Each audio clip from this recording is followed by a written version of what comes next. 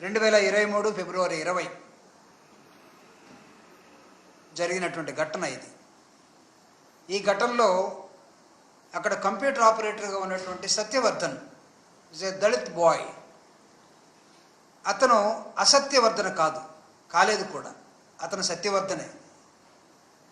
జరిగినటువంటి అంశాన్ని చాలా స్పష్టంగా మ్యాజిస్ట్రేట్ ముందు కోర్టులో రికార్డ్ అవుతున్న సమయంలో తను చెప్పిన అంశం ఏంటంటే, ఈ కేసు ఇలా జరగలేదు, నేను పెట్టలేదు, ఆ రోజు నేను లేను, ఇదంతా కూడా నాతోటి సంతకం చేయించుకొని వాళ్ళు రాసుకున్న కేసుగా ఇది కనబడింది.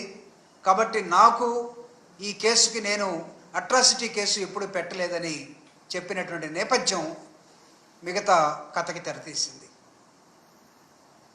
తెలుగుదేశం పార్టీ మీద దాడి జరిగిందని,